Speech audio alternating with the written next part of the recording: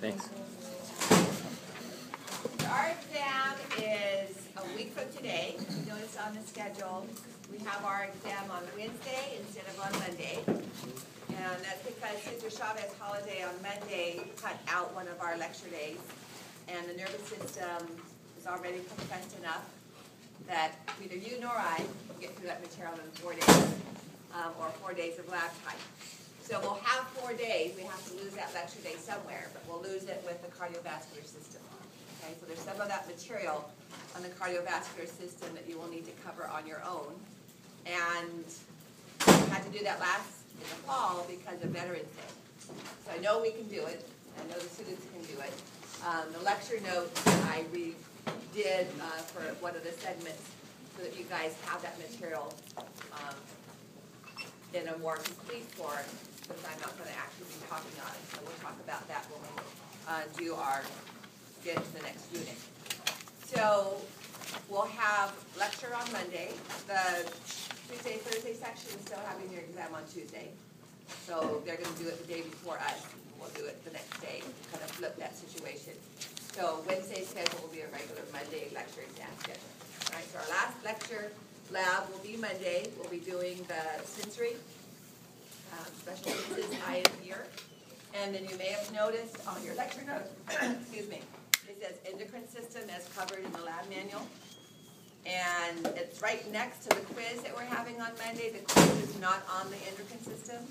The quiz will be on the ventricles, which aren't mentioned. It just says brain, brainstem, and cranial nerves. All right? The brain part will include the ventricles. One of the questions on the quiz Monday will be identifying the ventricles or the choroid plexus that we covered, so along with the lobes of the brain and the brainstem and so on. And then the endocrine system, there are 2 pages in your lab manual that talk about the endocrine system. So you might want to start looking at that. That's the information that you're required to know. Okay, those 2 pages that are in your lab manual. And then in lab, I'll introduce that to you today, and then we'll get that into lab time on Monday as well with the eye and the ear. So hopefully you've kind of looked ahead and planned out your schedule, your study time for that. All right, back to the brain. Before we get to the brainstem today, we looked at that already in lab, so I know you're familiar with the term.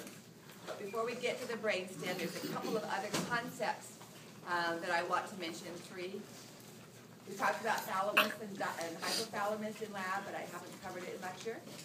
And although we don't do it in lab, I want to make reference to the basal nuclei. Okay? So if we go back to, and hopefully it's not brand new material because hopefully you looked at this with some degree in the last 2 weeks since we've had class. But when we talked about the cerebral hemispheres, you guys remember the embryonic vesicle? We had 3 early embryonic vesicles that developed into the brain and the brainstem. What were those 3 early ones?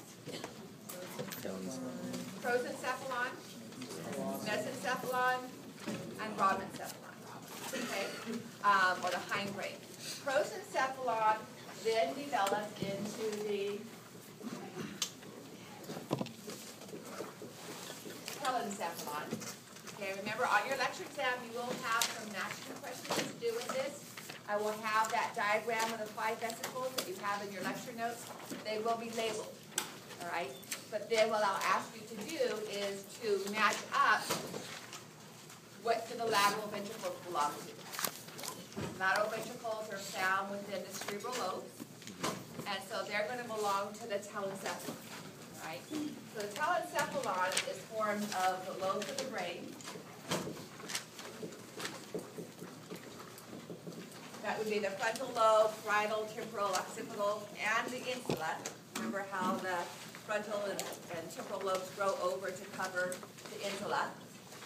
And it will be the lateral ventricle.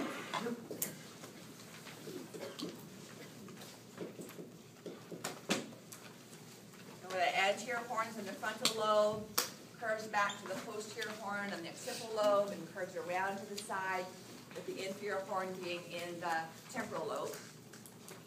And all of those structures. So when we talk about the lobes, the pre-central gyrus and post-central gyrus of the frontal and parietal lobes, They're part of the lobe, so they're going to be associated with the telencephalon.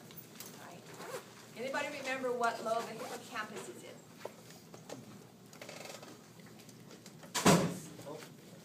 No? Remember, the hippocampus forms the floor. It's a gray matter. And then white fibers from the hippocampus are going to curve forward and up and go into the mammillary body. Mammillary body is hypothalamus, and we'll talk about that today. Hippocampus is in the temporal lobe. So it's forming the floor of the temporal lobe. We'll be able to see it in the sheep brain today. It's not a structure you need to be able to identify for lab. It's really cool to kind of open up the brain and follow the lateral ventricle around and be able to see the hippocampus. So hippocampus is in the temporal lobe, so that also would be part of the telencephalon. And then this white matter is forming the fornix. And it looks like the fornix looks like the corpus callosum, but it's inferior to it, and comes down and gets to the mammillary bodies.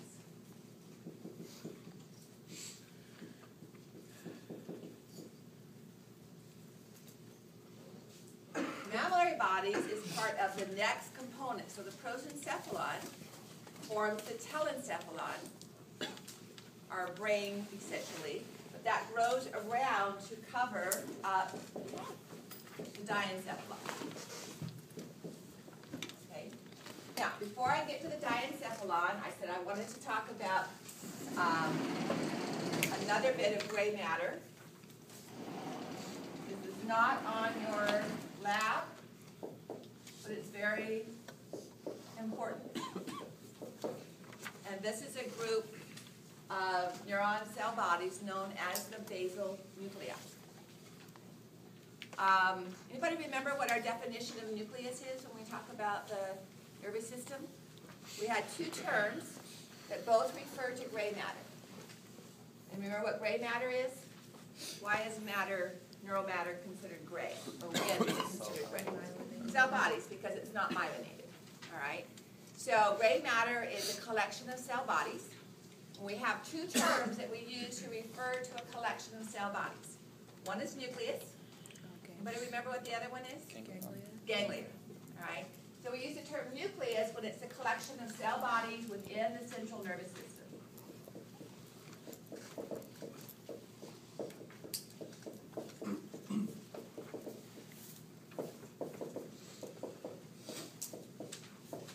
And we use the term ganglia, like the dorsal root ganglion, when it's a collection of cell bodies outside the central nervous system. If we look at a coronal section of the brain, we have the longitudinal fissure and the cerebral sulcus. And we put in the lateral ventricle and third ventricle. As a bit of review, if this is the third ventricle, and I'm sorry I don't have my other colored pens, I left them in my car, which my daughter is driving today. I couldn't go back and get them. What gray matter would we see here forming the lateral walls of the third ventricle? We looked at it in lab, but we haven't talked about it in lecture yet. But we talked about it when we talked about the third ventricle.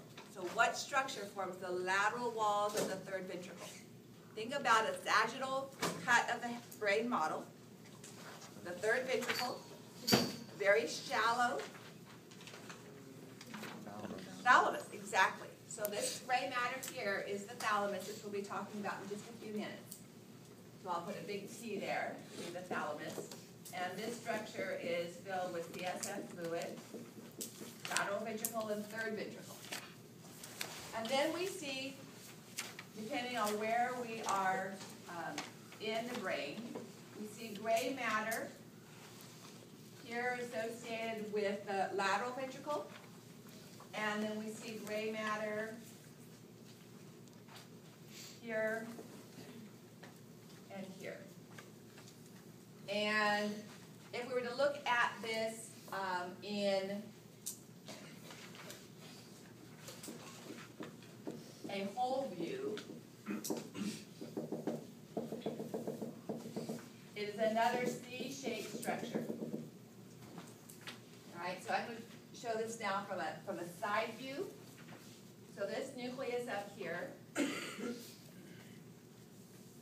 has this C-shaped appearance. And this is part of the basal nuclei. You don't have to, I'm going to write the name up there, but you don't have to know it. You just need to know the general term basal nuclei. All right, so put this in parentheses so you don't have to actually identify it. This is called the caudate nucleus. When we do the sheep brain dissection and we open up the lateral ventricle, or even if you remember from our model of the lateral ventricle, this portion, the frontal portion of the lateral ventricle, the anterior horn, is kind of concave in shape. And it's because the head of the caudate nucleus is bulging into it. So when we open up the lateral ventricle in our sheep brain, you will actually see the head of the caudate right there. Okay? And it curves around. So this portion right here is actually right here.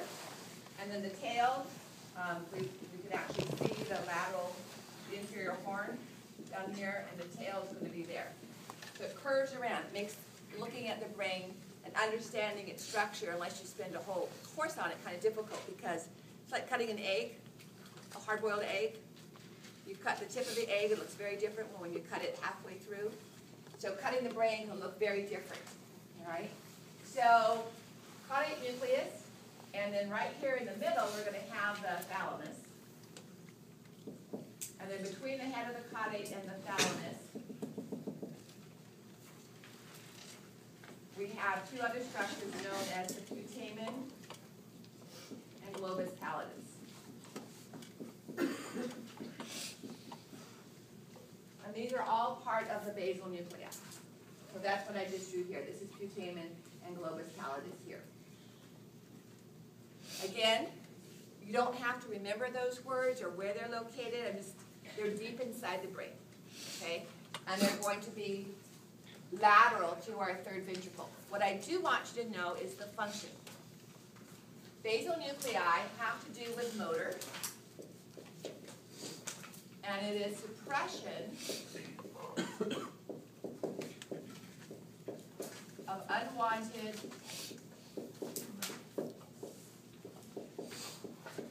motor movements.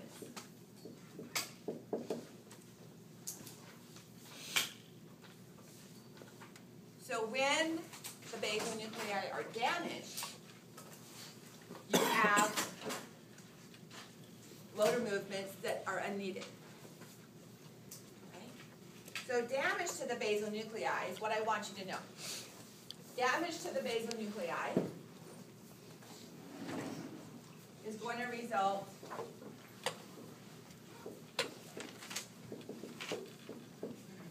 in unwanted motor movement.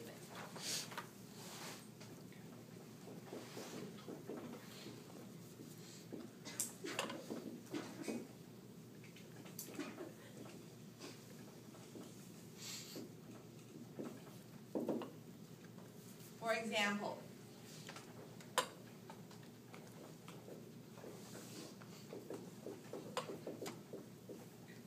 Parkinson's disease. Ever heard of Parkinson's disease?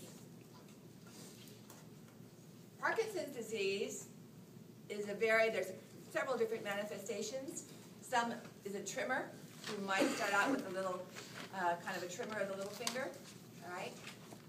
Tremors are usually due to damage to this area right here. The globus pallidus, again, you don't need to know that level of component. But with Parkinson's disease, there is unsuppressed excitation of both flexor and extensor muscles. So that results in rigidity. If the flexor muscles are contracting and extensor muscles are contracting at the same time, the joint is stiff. So people with Parkinson's disease, in addition to tremors, can have a masked face. It's hard for them to show facial expression because the muscles that are smiling are counteracted by the muscles that are frowning. Okay? They have a kind of a shuffling gait because it's hard for them to freely flex and extend their joints. But this could be disconnected if I had time, I can show you some YouTube videos of people with before and after medication. So they're real stiff, and then they just walk freely. Another interesting film, and I don't know if this one's on video, but a researcher had a client who had Parkinson's disease, and has a video of him walking down the hallway in that really stiff, slow, shuffling gait, and then laid quarters on the carpet every 3 or 4 feet, and had the individual look at the quarters while he was walking. And his original shuffling gait became free as he tried to concentrate on those quarters. So it's not that they're paralyzed, it's not that they don't have the ability to move their muscles, it's that both sides of a joint are being activated. Okay? Other demonstrations of Parkinson's disease are, as I said, tremors. And these are called unintentional tremors.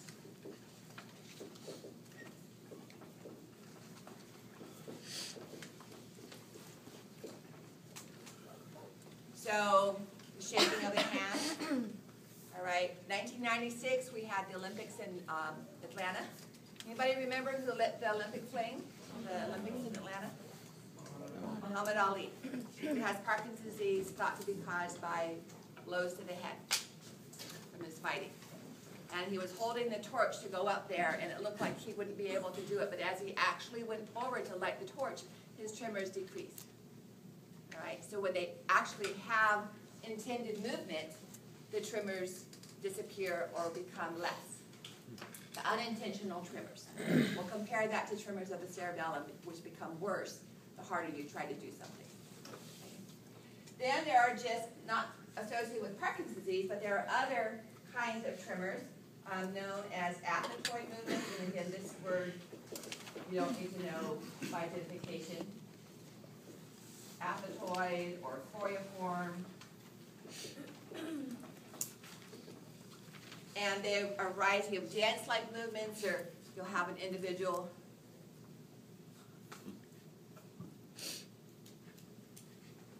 and they're doing that the entire time that they're awake. They'll sit on their hand and try to stop it from moving. All right? When they fall asleep, the movement disappears. When they're conscious and awake, they have that kind of movement. All right? So those are some of the disorders associated with basal nuclei. So what do I want you to know? Recognize that basal nuclei, sometimes known as cerebral nuclei, are cell bodies in the brain, collection of gray matter within the brain tissue itself. Their function is to suppress unwanted motor movements. And when they don't work, we have too much motor, either so much that the joints are stiff or that tremors are demonstrated. All right. So coming back then, so we'll put basal nuclei up here as well.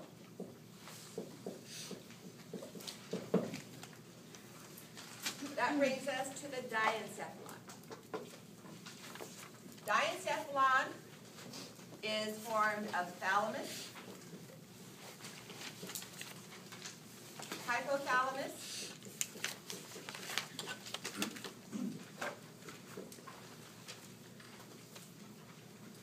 and two endocrine organs growing out of the roof of the third ventricle. We have the pineal gland,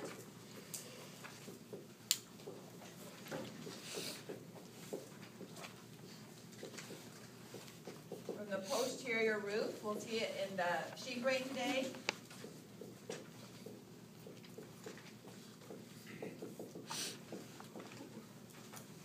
And this is just associated with circadian rhythms, sleep and awake cycles.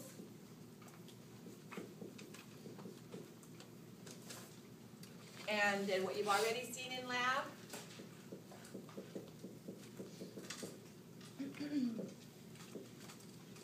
the pituitary gland, which grows out of the floor.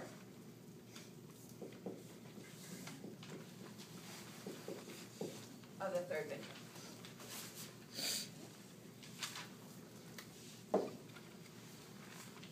So let's talk about the thalamus. guys have already seen. We talked about that in lab. We talked about the intermediate mass, or the interthalamic mass. We've seen it, I showed you the posterior part of the thalamus. We've seen it as the lateral walls of the third ventricle. Can I cover up this, because I know this is side here? So, the major role of the thalamus is as a sensory relay system.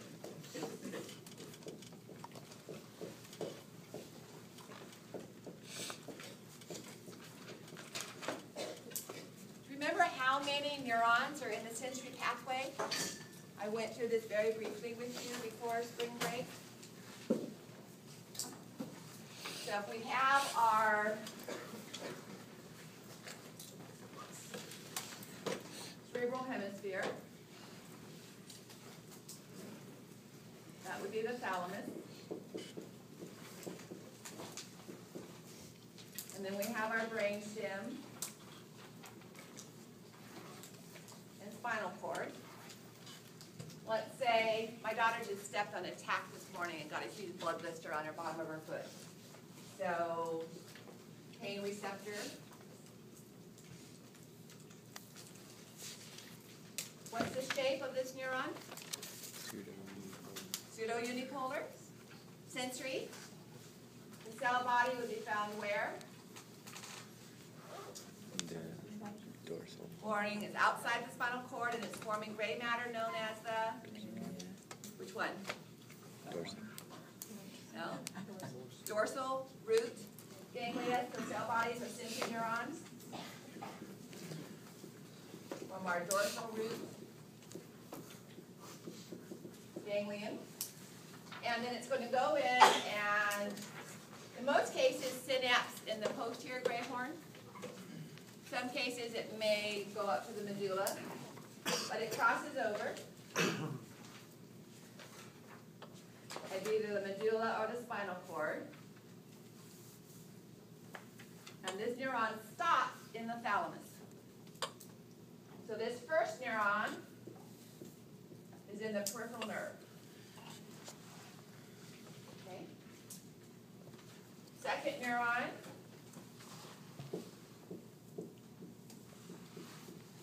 forms the tract in the spinal cord for our pain, touch, and temperature pathway.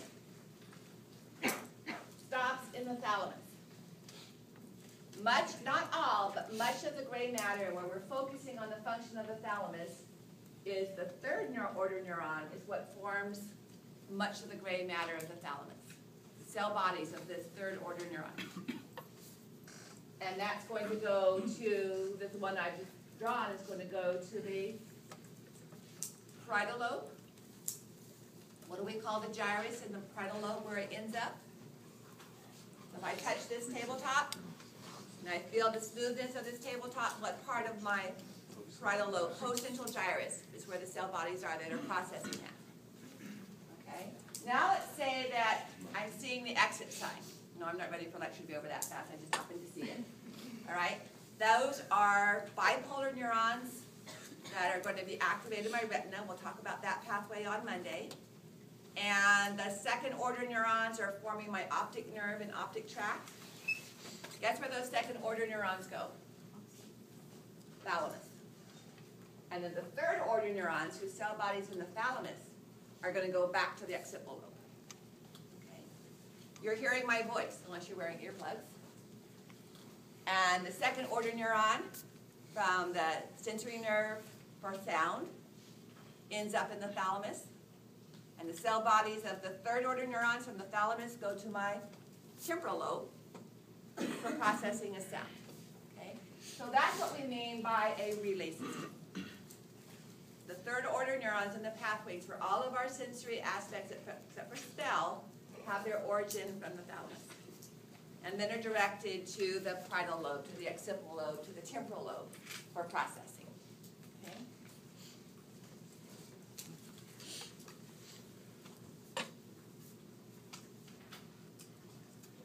The thalamus can actually process pain.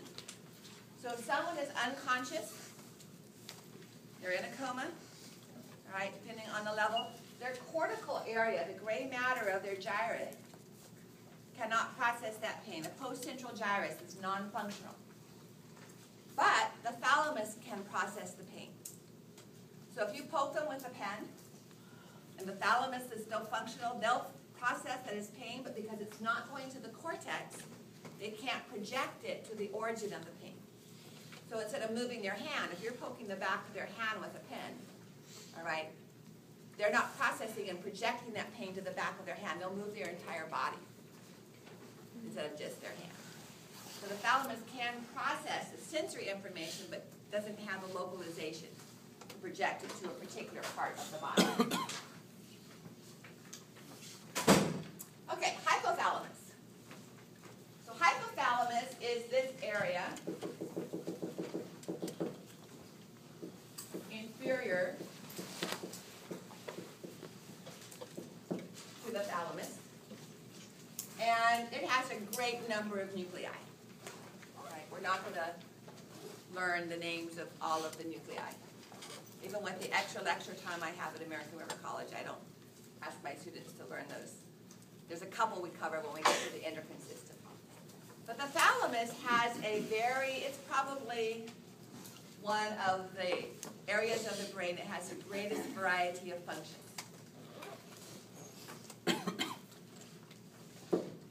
It regulates the autonomic nervous system.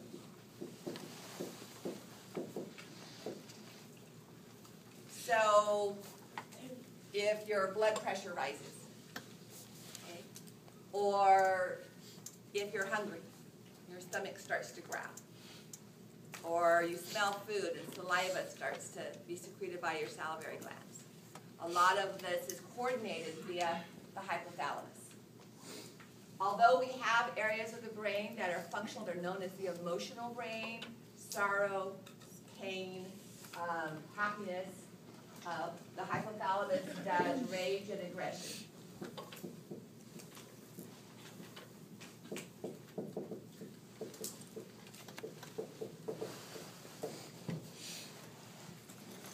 As part of the autonomic system, it has special receptors for glucose levels in the blood and for sodium levels. So it's going to regulate thirst and satiety. That's whether you're full or not. So you can assuage your sense of thirst by just holding a tablespoon of water in your mouth. If you have a limited amount of water, all right, you can make feelings of thirst not kind of hold them off rather than drinking the water. Just kind of hold it in your mouth as long as possible. If you drink it right away, that sense of thirst will come back much quicker than if you can hold that tablespoon of water in your mouth for a while.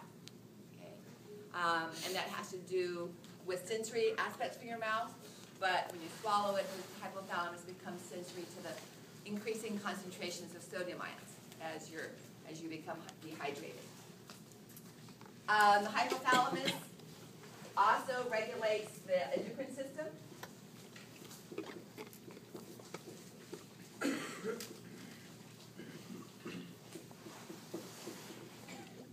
So the pituitary gland, which grows out of the floor of the hypothalamus, which used to be called sometimes still is, called the master gland, because it secretes chemicals into the blood known as hormones that regulate the ovaries and the thyroid and almost all of the adrenal glands.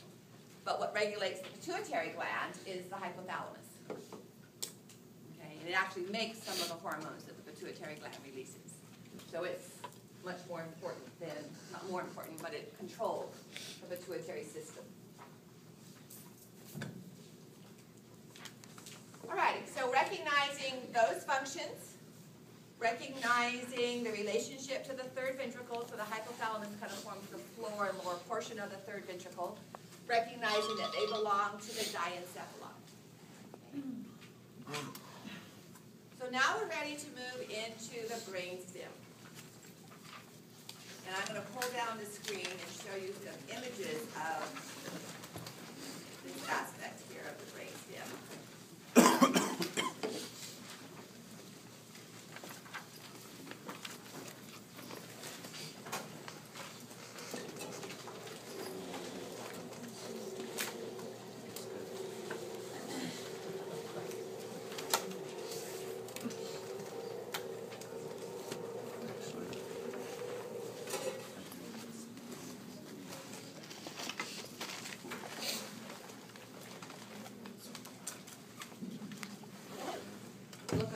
pictures of the diencephalon first. I know you've seen them already. And mammillary bodies, make a note also, mammillary bodies are part of the hypothalamus.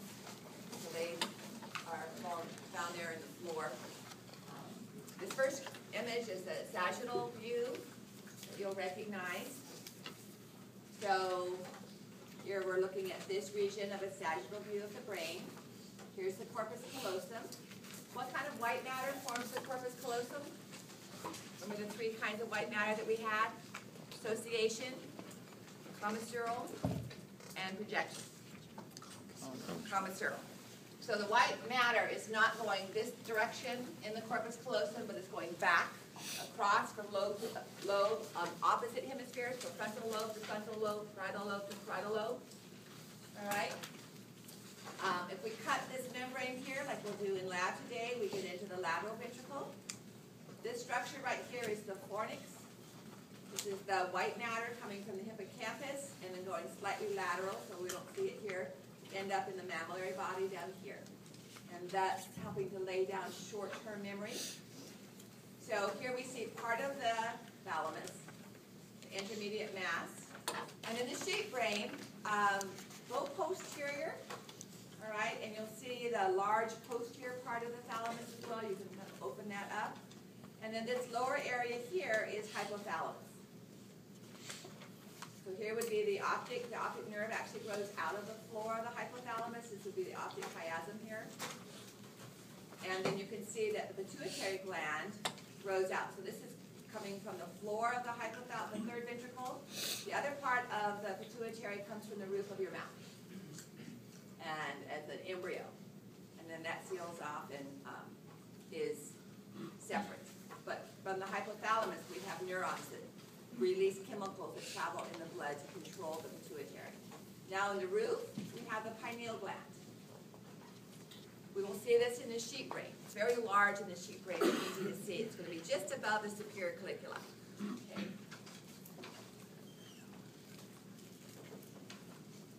So this is kind of showing the relationship. This is the coronal section. Here would be the lateral ventricles and third ventricle. So this large mass right here and here is thalamus. Down here would be hypothalamus. We're looking at the cerebellum here. Here's our lateral sulcus. So with this is the lateral sulcus, what part of the brain would this gray matter be right here? Anybody remember? Insula. Okay? All right. So now you recognize these models from lab. We were looking at them Wednesday before spring break. And so in this model, the insula is going to be on this surface right here. So we were to turn it to the side. This surface would be the insula. This is the fornix right here, the white matter crossing over and coming down to the mammillary bodies. And the mammillary bodies are going to be under the pituitary gland right here. They're kind of hidden. This would be the optic nerve cut, crossing, and here's the optic tract going back around the midbrain to the thalamus. You can follow the optic tract around, and we looked at that in lab a couple weeks ago as well. So this area, starting right here with the cerebral peduncles, the pons, and the medulla, is the region of the brainstem. On the left, is this a ventral view or a posterior dorsal view? Ventral. And then this is dorsal. What you're seeing here is the fourth ventricle, the diamond shape of the fourth ventricle, because the cerebellum is gone. We'll come back and talk about the cerebellum as well. So the midbrain, the brainstem is divided into midbrain, which doesn't change its embryonic vesicle. The midbrain develops from the mesencephalon, and it doesn't further divide into any other vesicles. So that's why we see the ventricular structure is less changed. Pons, this area here, and medulla are both derived from the rhombencephalon. Pons and cerebellum come from the myelencephalon, and medulla from the other way around. Pons and cerebellum come from the mesencephalon, and the medulla from the myelencephalon. All right. Let me switch over to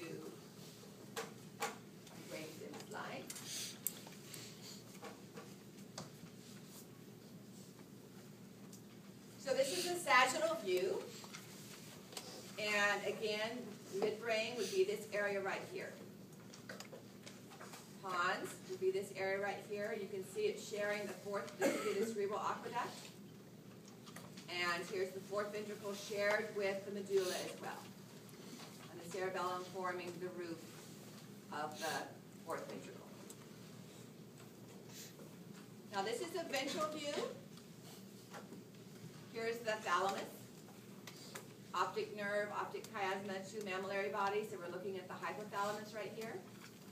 And these two structures right here are components of the thalamus, of the midbrain, known as the cerebral peduncles.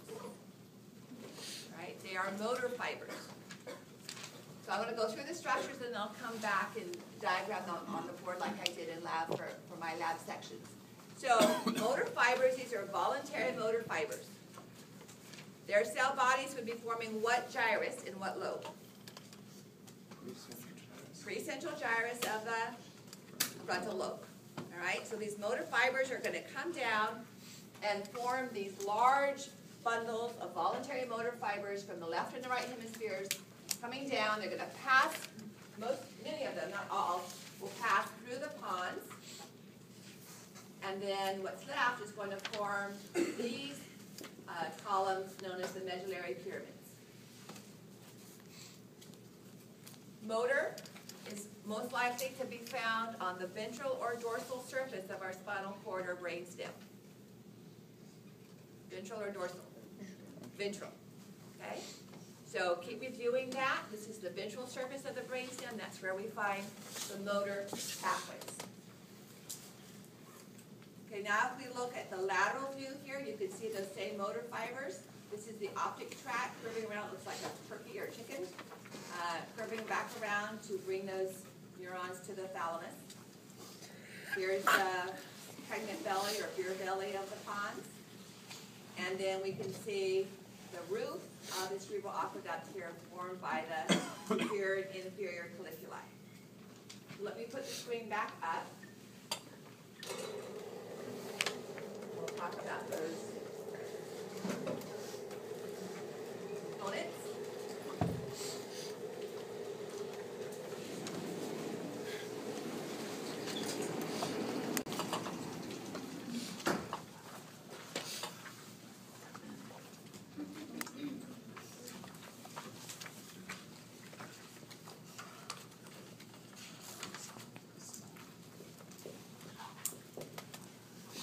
Ventral view, coming from the precentral gyrus.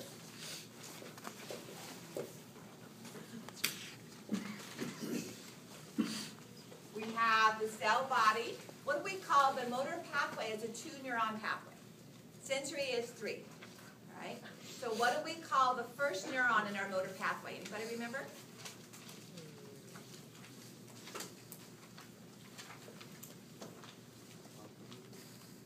Cell bodies form the precentral gyrus. This is known as the upper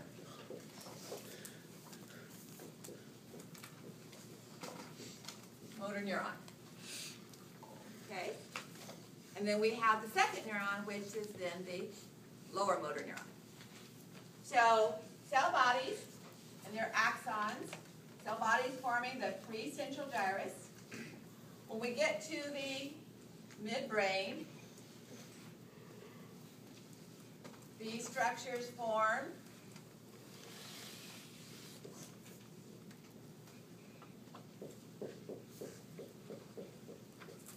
the cerebral peduncles. Okay? So I want you to recognize that these are motor fibers, voluntary motor fibers, and I want you to be able to associate them as components of the midbrain, just like you would associate the hippocampus as part of the temporal lobe, and the postcentral gyrus is part of the parietal lobe.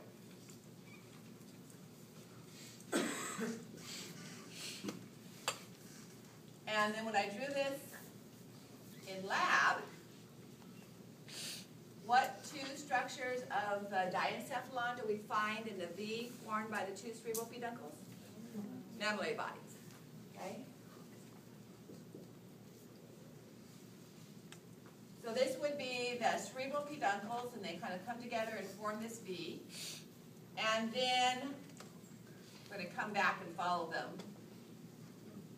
just a moment, but this is the ventral view. All right, on the dorsal view of the midbrain, what we see are 4 bumps. And in a lateral view, this would be the cerebral aqueduct. And we see those 4 bumps forming the superior colliculus and inferior colliculus.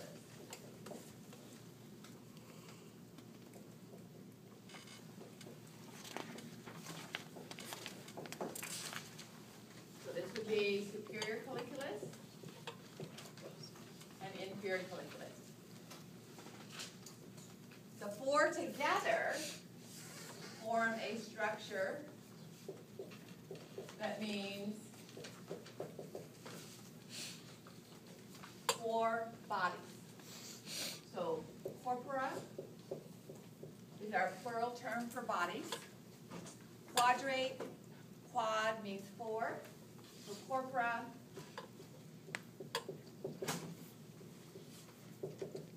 quadrigimina is our term for all 4. Okay? 2 superior colliculi, 2 inferior colliculi. The superior colliculi are associated with visual reflexes. Inferior colliculi are associated with auditory. So something passes across your vision. This is more important, say, in a frog that's going to stick its tongue out and capture an insect, or in prey, predators that are looking for prey. Something moves across your plane of your field of view, and you turn your eyeballs reflexively without thinking about it to follow, or you turn your head. Superior colliculus. We don't have huge ears, all right? So you hear a sound and you automatically turn your head without thinking to check it out. Or you'll see a dog or a horse's ear kind of twitch back, all right? Inferior colliculus.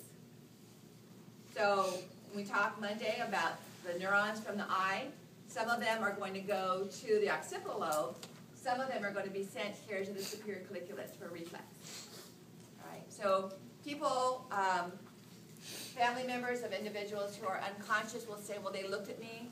The Terry Schiavo controversy a few years ago when her husband wanted to take her off of life support, and her family thought he had been the one that caused her condition, wanted to say, well, she's following a balloon across the room. She's following, her eyes are following that. So you can have that kind of tracking movement reflexively without the cortex, the cortical area of the occipital lobe working. Okay?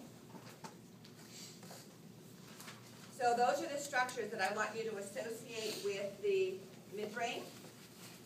So ventrally, the cerebral peduncles, dorsally, the corpora quadrigimina, and the lateral, the ventricular structure would be the cerebral aqueduct. All right, so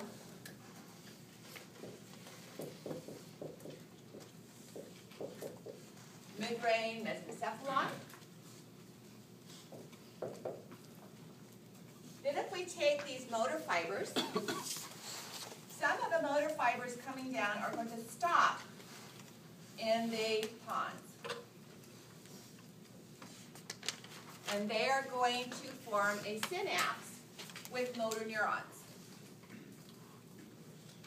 that then leave the pons to go to the cerebellum.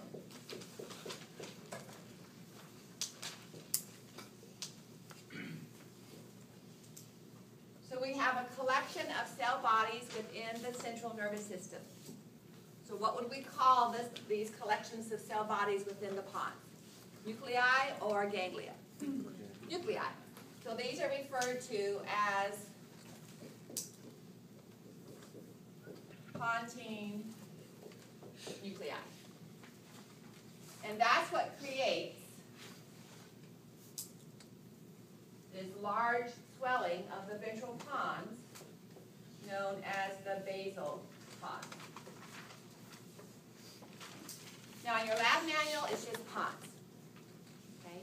But I want you to recognize that ventral portion of the pons as the basal pons, because we'll be talking about a blood vessel associated with that known as the basilar artery in our next unit. And that's why, because it's associated with the basal pons. So the reason of that swelling is because of all those additional neuron cell bodies create a larger mass than just having nerve fibers pass through. And we'll talk about why they go to the cerebellum when we cover the cerebellum. The rest of these axons are going to pass on down through the pons without synapsing. And they are going to form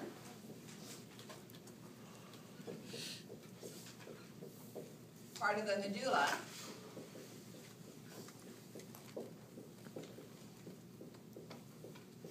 For a complete name, you need to include oblongata.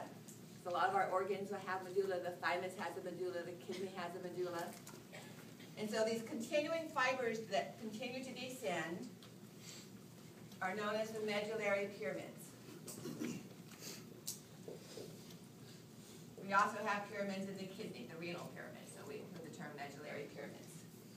Medullary pyramids are motor or sensory? Motor. They're on the ventral view surface of the medulla, and they're the continuation of these voluntary nerve fibers. Okay. They're still upper motor neurons.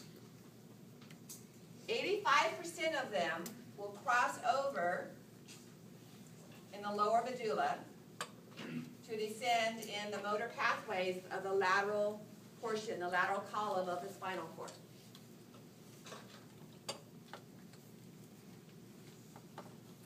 And this is known as the the pyramidal decussation.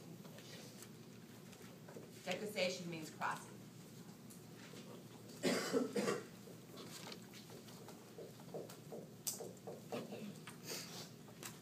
So if I have a stroke that affects the precentral gyrus on the right side of my brain, what side of my body is going to be affected?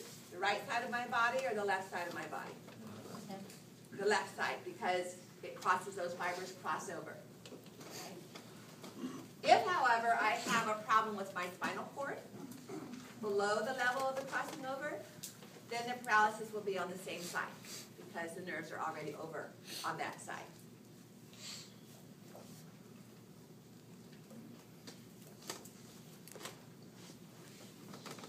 On the posterior view,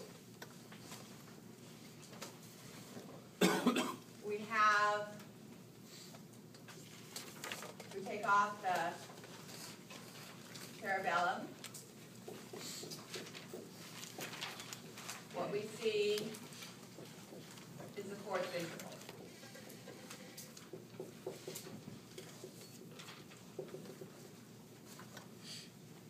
So the fourth ventricle is shared by both the pons and the medulla. Yes? If you had a stroke, say in the right side of the brain, would you lose both motor and sensory, or is It it depends possible? where. Okay. So, it is So possible when we to talk lose about blood both. vessel, yeah, if we talk about the blood supply, when we talk about it in our next unit, there is one major blood vessel that travels through the lateral sulcus. It supplies 70% of all the lateral aspect of frontal, parietal, and temporal lobe. If the stroke is in that major branch, then yes, it can supply both frontal and parietal. Okay? If it's in the smaller component of that, then you may just see it in the frontal or just in the parietal. That's why a stroke so many times includes problem with speech, because the broca is the motor speech area that controls how you, the pattern, the sequencing, the pattern generator of how you form words is in the frontal lobe just above the lateral sulcus, whereas Wernicke's is associated with parietal lobe. So you can have understanding but not the motor aspect of that. Okay. With the medulla, as listed in your lecture notes, we have cranial nerves. We're going to be talking about cranial nerves in just a moment. So vagus, glossopharyngeal, those cranial nerve nuclei many of them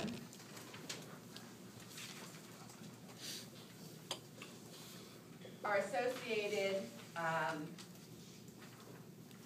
the vagus and the glossopharyngeal nerves are associated with carrying sensory and motor components that affect the organs in your body.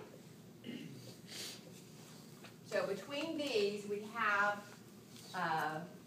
associated with them sensors that regulate heart rate and blood pressure, again controlled by hypothalamus, the cardiovascular center, and major respiratory centers.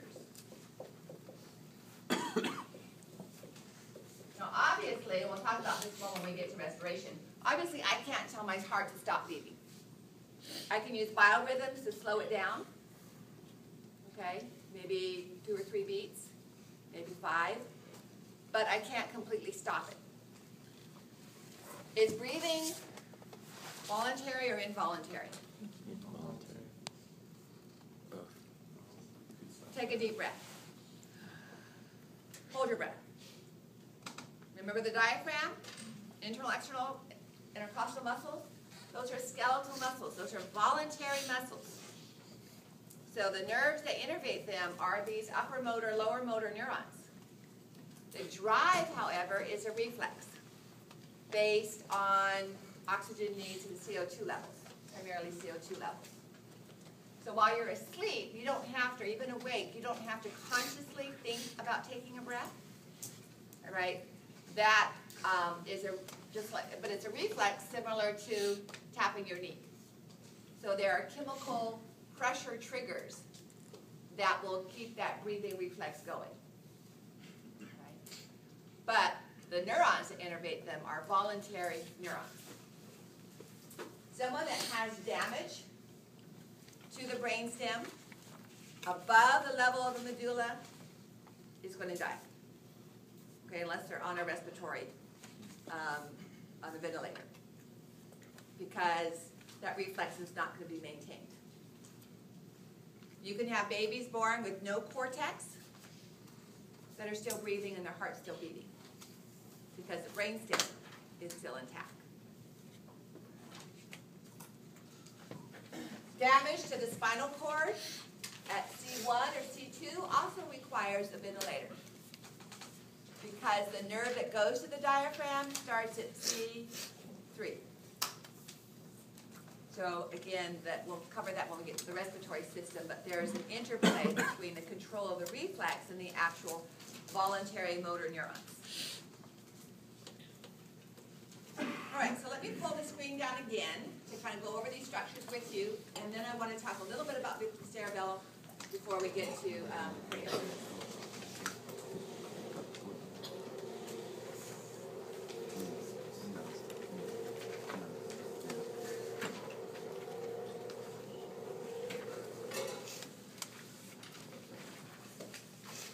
Diagrams that I have up here are from Netters, but I'm going to switch back and do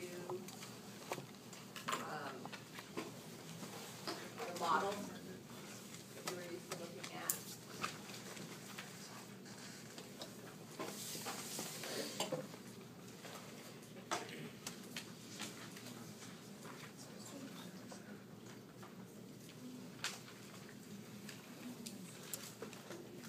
So here's our brainstem model.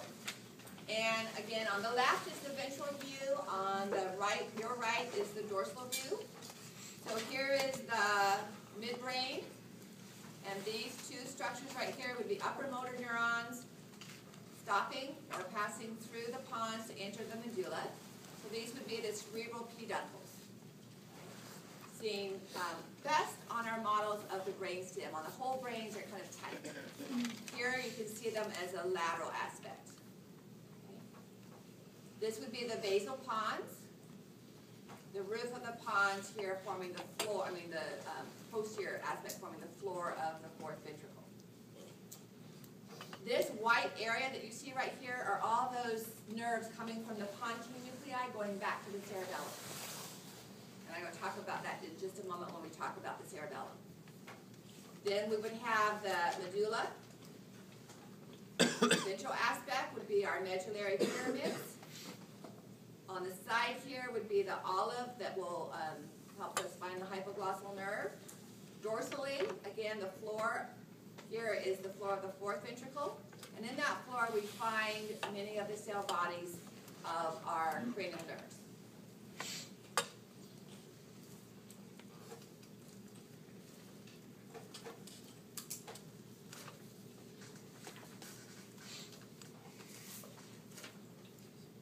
Okay, same structures that you see here, with the cerebellum over on the far right shown being cut.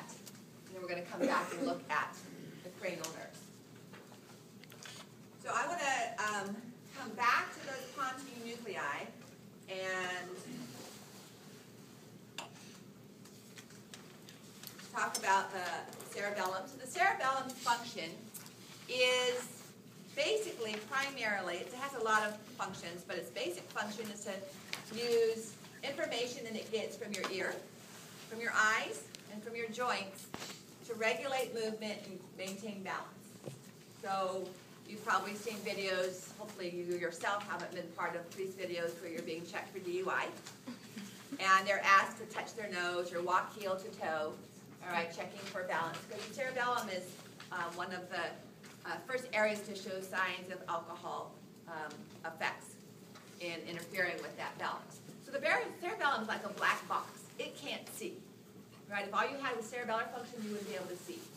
But it gets information coming up the spinal cord, passing from the spinal cord to the cerebellum. So coming up through the medulla, sensory information involving the olive is going to pass into the cerebellum from this area right here. Okay, it's another peduncle. You don't have to know this for lab. All you need to know are the cerebral peduncles. But these are cerebellar peduncles. And so this sensory information is going to the cerebellum. Then we have descending, if I have it like that. We have descending information. We have descending information. So here's the sensory information coming up from the spinal cord for joint perception. So when I have my eyes closed, I know if my fingers are flexed, I know if my knee is flexed or extended. That sensory information I'm processing in my parietal lobe. That's how I can feel that. All right. The cerebellum is also getting nerve fibers, telling it what position your body is in. Coming down from your frontal lobe, you have our upper motor neurons. And in the pontine nuclei, those are sending neurons to the cerebellum through this structure. All right, let me do that part here. Through this structure right here. All right, that's another bridge to the cerebellum. So that's where the motor fibers are going. And it's telling the cerebellum, or giving information, it's not telling it in speech, but giving information to the cerebellum on what you're about to do. So my intent is to reach over and touch this computer monitor, all right? So motor neurons, the ones that are forming my medullary pyramids, are going to my flexor and extensor muscles to move my arm. The pontine nuclei are getting that information as well and sending that information to the cerebellum about my intent. So now the cerebellum is getting information from my shoulder, my elbow, my finger joints about what position my upper extremity is in. It's getting information from my precentral gyrus about what my movements are going to be. It's also getting information from my ears, about my balance. And then it's going to send information back up to the cortex here, to the midbrain, to adjust that. So you may have had an experience growing rapidly. You reached for a glass of water and knocked it over because your body is still adjusting to the growing length of your extremities. All right? So the cerebellum makes that adjustment. So does the cerebellum, like most coaches refer to like spatial awareness, like would the cerebellum control that? Or? That's done in the parietal lobe, all right, as far as being cognitively aware of it. What the cerebellum does, I think I can explain best what happens when the cerebellum doesn't work, okay? So we talked about unintentional tremors with Parkinson's disease and the basal nuclei. When you actually go to do something, those tremors decrease or disappear. With the cerebellum, it functions to smooth out my movement. So using my eyes and using what I'm doing as I move out to touch this, it smooths my movement and I end up touching it where I want to touch it. If the cerebellum isn't working, if there's a tumor or a lesion of the cerebellum, that movement gets exaggerated. And so my cerebellum recognizes via my eyes that my hand is not where it's supposed to be, so it adjusts by the information going back up to my brain, but I overreach. And so you end up doing this getting worse and worse and worse the harder you try to do something. Okay? So cerebellar lesions result in intentional tremors. The tremors get worse the harder you try to do something. So in that sense, but it involves other aspects coming in. Now, when we get to the eye and the ear, especially the eye, but within control of balance with the ear, we'll see an argument, if you will, about the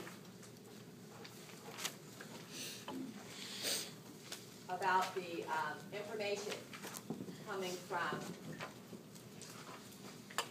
the cerebellum. So while that screen is going up, I don't know if you've heard of the term nystagmus, but it's a twitching of the eye.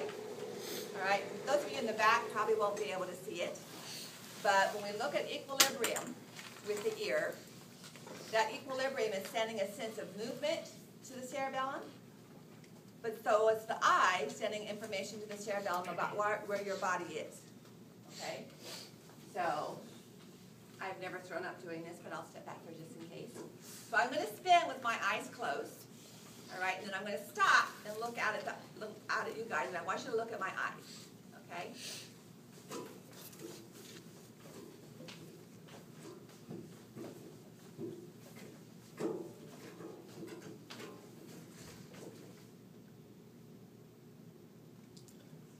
See my eyes? What are they doing? Okay, so they're going back and forth like this. We'll talk about it again. We'll talk about it again on Monday. But what's happening is an argument, if you will, between the information my cerebellum is getting from my ear, that I got that fluid moving, all right? And when I stop, that fluid's still moving. So my cerebellum thinks I'm still moving. But my eyes want to focus on you. So the cerebellum's moving my eyeball this way. And my eyes are going, no, I want to look here. And you have that argument. Okay? Again, I'm not going to do it again, but if I were to reach out and try to touch a stationary object, the cerebellum would move my arm over. Because it thinks, quote unquote, from the information it's getting, that my body is over there. Okay? So it's that kind of balance that we have, that we see with the cerebellum. Okay. It amazes me how much I get done in an hour here. Cranial nerves. You will see in your lecture notes is a table of the cranial nerves. And I'm going to show you some images as well. Cranial nerves belong to the central nervous system or the peripheral nervous system?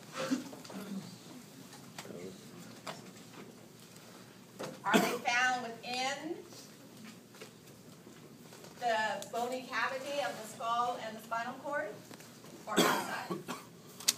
Conundrum, because the cell bodies, if they're motor pathways, are going to be in the brainstem.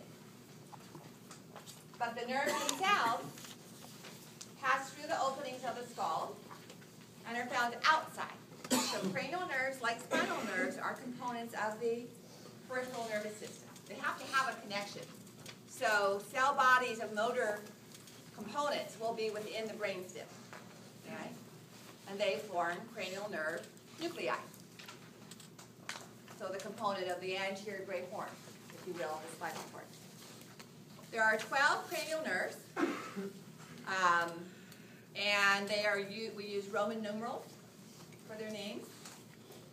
So I'm going to write them on the board, try to show you some images of them, but go through their function. Actually, you know what? This is best done on the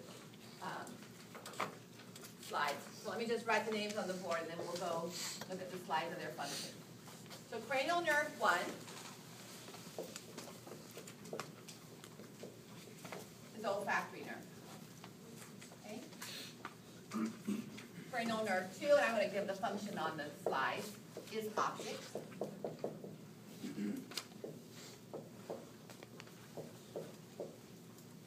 Smell, vision, these are sensory nerves. Cranial nerve 3 is known as oculomotor, meaning it moves the eye. So this is a motor neuron, moves the eyeball. We'll talk about it again on Monday, fortunately, so we have a little bit more time. It also contains autonomic motor neurons.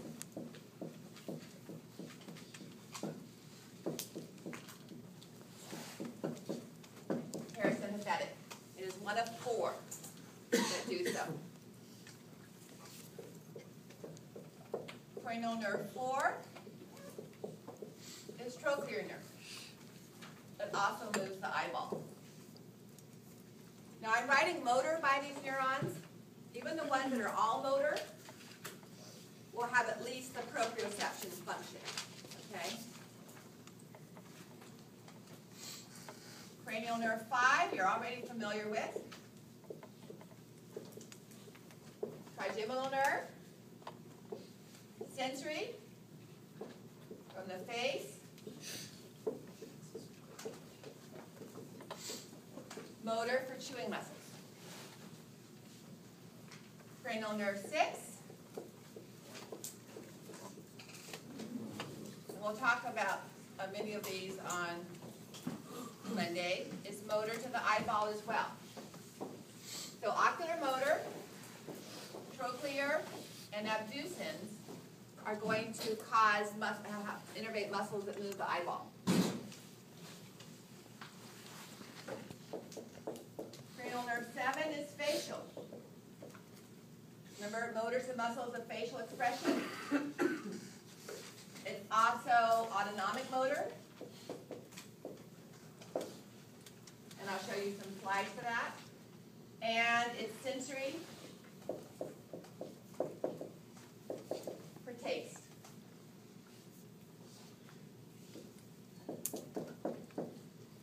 Vestibulocochlear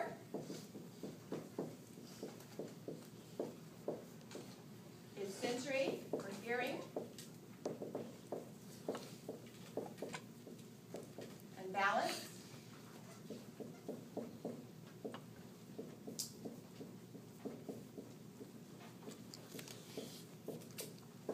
Glossopharyngeal is motor for muscles of swallowing. It's autonomic motor.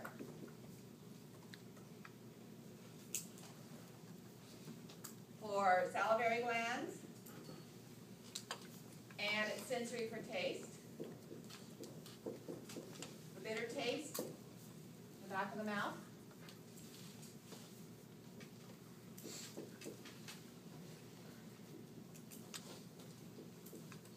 Vagus is motor for swallowing and speech.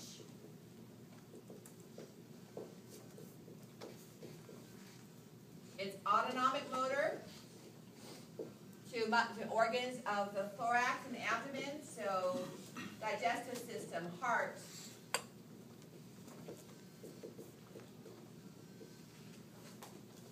And it's also sensory, a little bit of taste. But we'll talk about function a little bit on the slides. I'm running out of word space. 11 is accessory. Anybody remember what this is motor to? Sternocleidomastoid and trapezius. And 12 is hypoglossal. And that is motor to tongue. So our autonomic motors, I want to circle, and then we'll look at some slides of these so that you know they're on the board. Autonomic motor is ocular motor, facial, glossopharyngeal, and vagus. All right. Now, you have these slides online. There's really good summaries on each of them. So let me go through those. But basically what you need to know is on the table in your notes.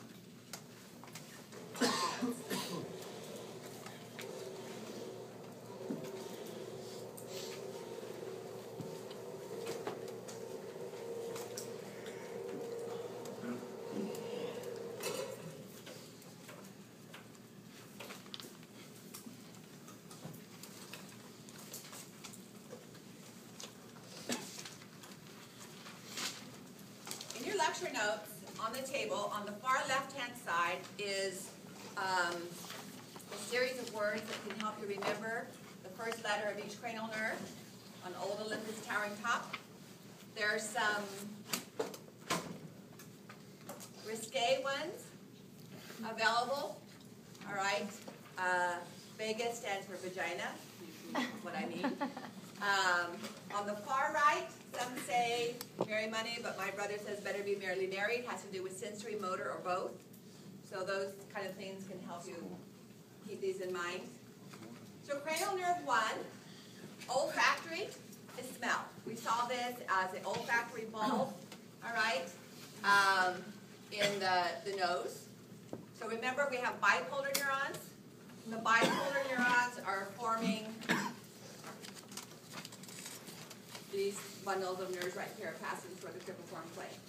So that's completely sensory. Optic nerve. We'll talk about this on Monday. Also completely sensory. So here's the pathway of the optic nerve, crossing the optic chiasma, forming the optic tract, going to the thalamus, and then from the thalamus going back to the occipital lobe. All right, so completely sensory. We cut the optic nerve, you're blind in that eye. Ocular motor, trochlear and abducens, all innervate voluntary muscle for eye movement. So again, we'll go over this on Monday. Ocular motor nerve, in addition to trochlear and abducens, each innervate one muscle. Okay, and on Monday I'll kind of review that with you and help you figure out why. Ocular motor does 4. In addition to that, there's the 4 that ocular motor does. These are the autonomic components. So when you look at something up close, your pupil constricts, your lens rounds up. So ocular motor is important for remembering, for looking at objects that are close. Again, we'll review this on Monday. So far we have optic, ocular motor, trochlear, abducens, all have to do with the eye. 6 of the cranial nerves have to do with the eye. Trochlear and abducens innervate muscles. Okay, trigeminal. Sensory to the face, but guess what? Also sensory to the eye. So if you get a corneal abrasion, the first branch of the trigeminal nerve is being affected. So sensory to the face, motor to chewing muscles. Right? Facial nerve, motor to the face, autonomic for our tears, and again, that's eyes. So facial nerve innervates the gland for tears. So another nerve that goes to the eyes. And then sweet, sour, for our major nerve for taste. Vestibulocochlear, completely sensory. So hearing and balance. Okay. And we'll talk about that on Monday as well. Glossopharyngeal, taste, swallowing, blood pressure, another autonomic nerve. First thing on Monday, I'll kind of help you group these into various groups. The study objectives ask you to identify that. Vagus nerve, speech. So one of the things your study objectives ask you to do is what nerves would be involved in speech. Vagus is moving the larynx. What's going to move the tongue? Hypoglossal. What's going to move the lips? You have to use your lips to choose the word that you're going to say unless you're a ventriloquist. Facial. Okay, so there's different nerves that are involved in those functions. All right, so I'll stop there.